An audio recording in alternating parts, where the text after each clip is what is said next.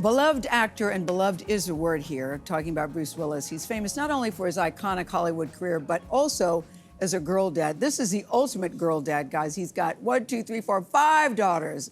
In 2022, you may remember his family announced that he was stepping away from acting due to health issues that were affecting his cognitive abilities. And since then, they shared that he's been diagnosed with something called frontotemporal dementia, also known as FTD, they call it. His wife, Emma Heming Willis, is taking us inside their family's experience in the new book. It's called The Unexpected Journey. Such a great title, Finding Strength, Hope, and Yourself on the Caregiving Path. It is a roadmap for people caring for a loved one with dementia. We're very happy to say that Emma is joining us in the studio this morning. Emma, hello. Hello. I am in awe and bowing down to you. And I you. marvel that you have written this book while you're in the middle of this journey yourself, still trying to figure it out for yourself. Yes, I am, absolutely. I realize that the unexpected was born from this idea that I have the time, the energy, the access, and the resources to be able to take the wisdom and insight from this journey that I'm on still and bring in experts and specialists. And it was just a way for me to be able to pay it forward. Well, I think if I was a caregiver or care partner, as you call it, I would say thank you, thank you, thank you, because you really let us know what this takes to do. It's hard work. It's very difficult. It's never ending. And you said the truth of the matter is there is no easy fix for this. There's nothing that anybody can say or that anybody can do, but you do give us practical things to help people who are going through this. I think that caregivers are so fatigued with making decisions all the time, and I really wanted just to put some actionable, tangible ideas into this book so that caregivers don't have to think too hard. Sometimes I just want someone to tell me, like, tell me what to do. Yes. Just tell me what to do, because we're so maxed out. Mm-hmm. There are statistics that really surprise me. Caregivers often and do die before the patient, and this is the thing that got me. They die at 63% higher than people their age. Yes, I know. That was. What did you do when you heard that? That was my wake-up call. A neurologist told me that. You saw that I was burning the candle at both ends and told me about this statistic, which I had never heard of. I was floored by it, and it was the wake-up call that I needed. I needed to hear that so I could understand and start to really take my own health and prioritize that. Did you feel you were not taking care of yourself? You must have not, yeah. No, I wasn't. I mean, most caregivers aren't. I think that the percentage is that 40% of caregivers aren't able to make their own doctor's appointments because they don't have the support, they don't have the help, and they are not thinking about themselves. They are thinking about their loved ones and their family and the household, and there's so many things. But one thing that you stress over and over, which I think is so important, is that please don't be afraid to ask for help. Not only be afraid, you must ask for help. It's essential that you do that. I didn't know I was allowed to ask for help. You didn't? No, I didn't know that. I've always been very self-sufficient and independent,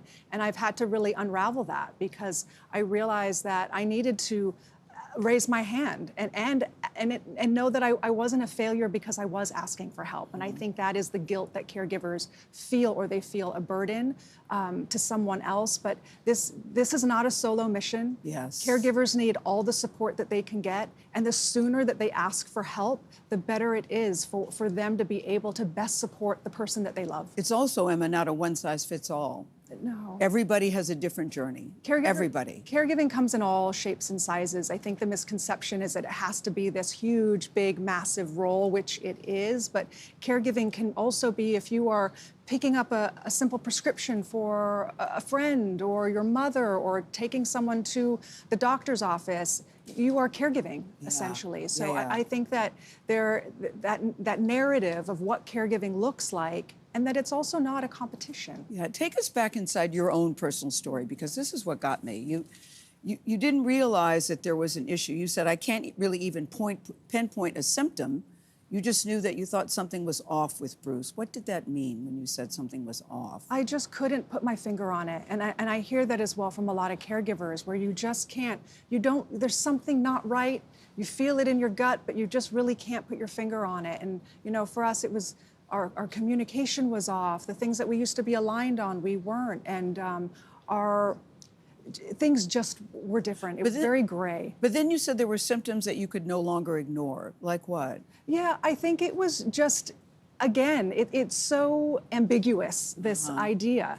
But there just came a point where I was like, enough is enough. There is really something going on there. And you really have to like trust your gut. And then you have to go in and you have to advocate for your person and yourself. You know, when I do this awareness, the importance is we really want to get people into the doctor sooner. Yes. So that they can get diagnosed sooner. Sooner, yes. So that they can get into trials that are there. That could help them. But this is the thing. You go into the doctor, you get this diagnosis of a disease.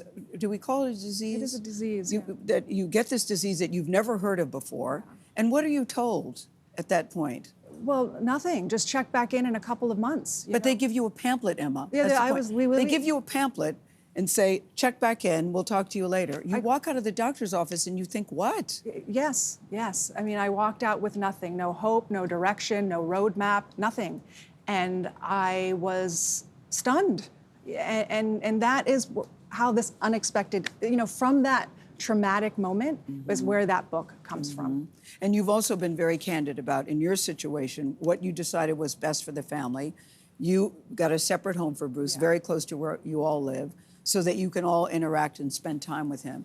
And then you caught some flack online, and I was surprised by the blowback because they think, well, of course she can go and get a second home. That's not really caregiving. How do you respond? How are you navigating that?